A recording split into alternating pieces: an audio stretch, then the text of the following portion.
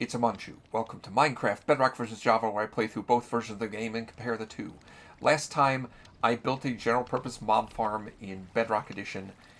Now I'm in my Java Edition world, and I'm going to do the same thing here.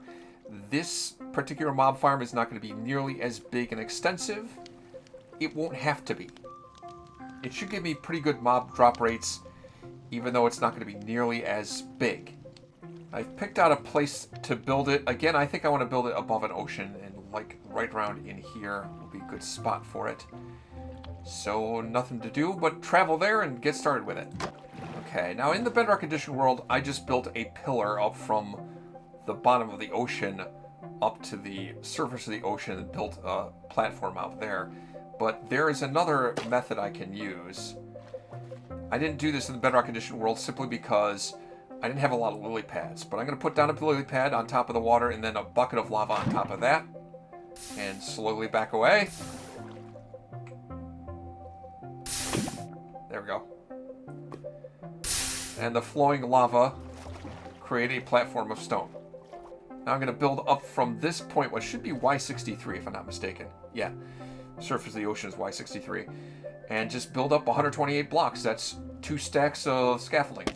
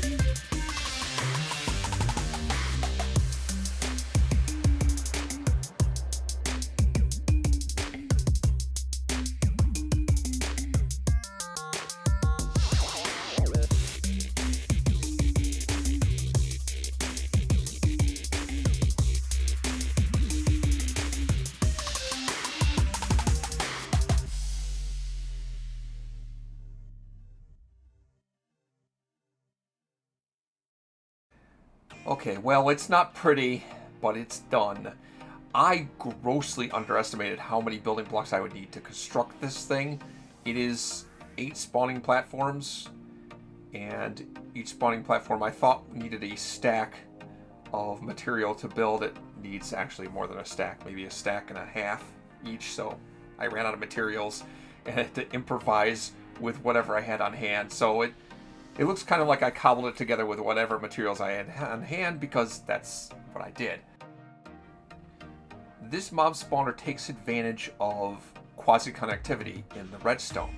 That's a Java Edition exclusive. I don't think it works as intended. I think this is a bug turned feature, and people get annoyed when I call it a bug and say, oh, they're never going to fix that. Yeah, but it's not the way they intended it to work, and it doesn't work this way in Bedrock Edition. A lot of redstone builds in Java Edition rely on quasi-connectivity. I can't really describe quasi-connectivity very well, but what happens here is I'm going to have a timer circuit up here, and whenever this note block is activated by it, this observer notes that and pulses an output to the block beneath it, but there's nothing beneath it but empty space. Because of quasi-connectivity, that doesn't matter. It's treated as if there's a block there, and it gets powered, and it powers this dispenser beneath it. And I put a water bucket in this dispenser, and that will release water into this platform that'll wash anything that's spawned onto here off. I have torches here right now to prevent spawning. As soon as this thing activates the first time, it'll wash all those torches away, and this platform will become dark. So what I want to do is I want to place water buckets every other platform, and then activate the thing on top, and then put buckets in the other platforms so that it's alternating which platforms are flooded and which ones aren't, so there's always spawnable space. The trick is, I may need to fly. It's a question of how good I am at flying, whether I can get down to the next level or not.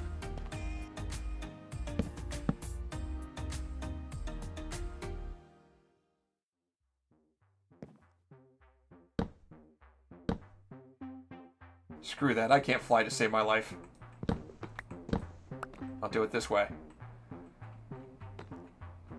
When I have to go back and get at the other ones, the other platforms, I don't know how I'm going to manage it. Very carefully, I guess. That was the first 4 platforms. That was the easy part. Now I'm going to put a redstone torch here to provide power, and let that power propagate through, and then break it. Now it should be on half the time, off half the time.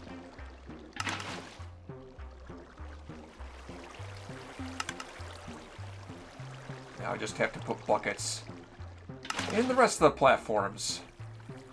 And I'm just not sure. I'm not confident about my flying skill, but we'll try it.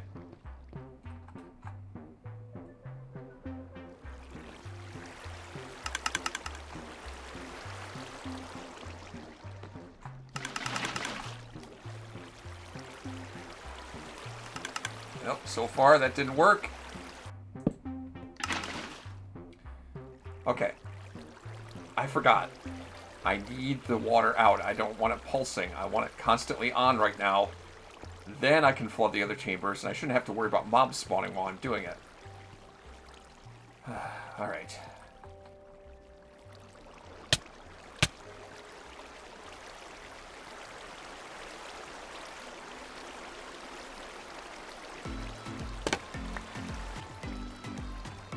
Okay.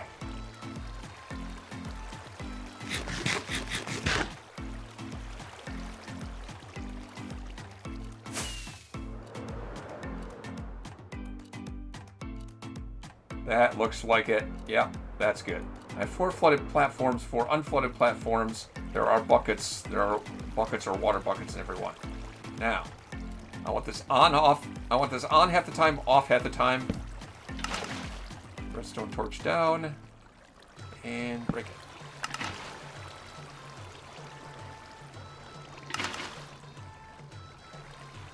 Perfect.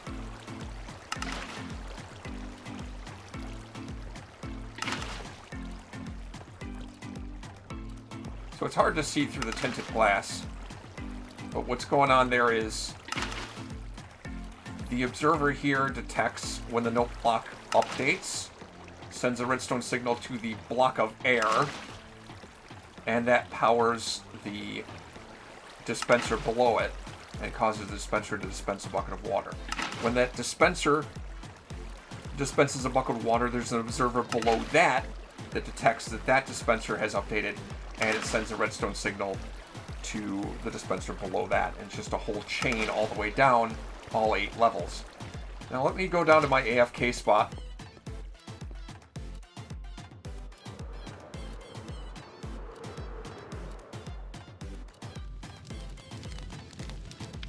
These soul campfires are probably massive overkill. The platform there is like 30 blocks up, so they're probably just going to fall. They're probably just going to die when they hit the ground, but that's just to be sure. Oh.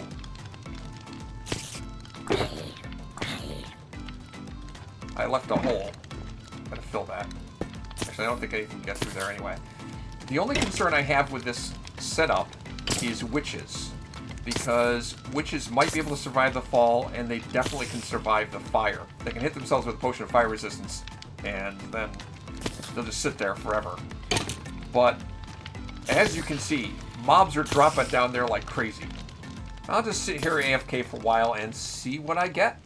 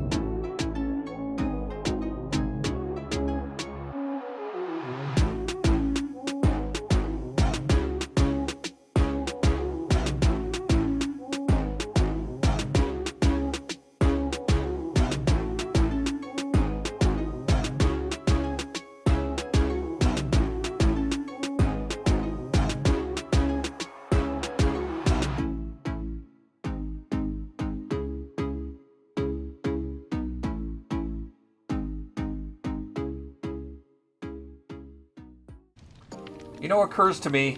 I probably should have done that time lapse at dawn instead of dusk, but whatever. I'm still learning how to do things. I was worried about these campfires not being necessary, but it turns out some mobs are actually dropping down here and surviving the initial fall. And I have seen some witches fall down.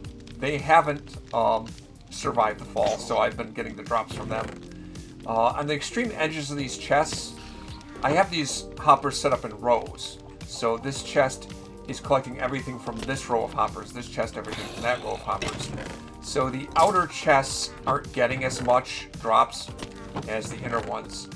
And also, I can't explain that. I don't know what's up with the chicken. I don't know what the deal is with that. Somehow a chicken got in there. Don't ask why. I have no idea. Well, let's see if I can organize this into something sensible. Okay, I've tried to organize things. These chests keep getting more stuff added as I'm sorting it, but all of these bones, all of these arrows, it's huge amounts. I mean, heck, this is probably better drops than I'd get from a skeleton farm. All this gunpowder, a bunch of rotten flesh, and a lot of string. And I wondered, why am I getting any spider eyes? It's not coming from the spiders. I think that's drops from the witches. So this is all stuff from the witches. A few extra arrows, and I don't know what's going on with that chicken. I have no idea where the chicken came from. So yeah, this is quite successful. I'm trying to think how long I've been AFK here. Oh, an hour and a half, roughly. I don't know. It doesn't really matter. The point is, mainly I wanted this for gunpowder. Boy, have I got gunpowder now. So once again, another successful mob farm. This one, the mob spawning mechanics are complicated. I don't fully understand them, but there is a mob cap. There's a certain number of mobs you can have in the world, and you get to that point, more will not spawn in. I think in Bedrock Edition, I'm not positive about this, but I think it's like 8 mobs above ground and 8 mobs underground is the cap. And once you have that many, more won't spawn in. In Java Edition, there is no above ground or below ground. It's all areas. And the mob cap is like 70. That may be the reason. There may be other factors why, but this is a lot less spawnable area than the Bedrock Edition version, but I am getting tons of mobs dropping on here. And even as I was talking and sorting, see how much more stuff has come in here. I can't turn it off. Maybe at some point I might think about putting an item sorter here. I don't know. Maybe. But for now, I got lots of stuff. And if you made it this far in this video, you probably like what you saw, so click on the like button. And if you want to see more videos like this, subscribe to my channel. There's only a couple more farms that I want to make in this series. The next one's going to be far less complicated, although maybe a little bit more dangerous to make. And Aman chooses Minecraft, Java versus Bedrock.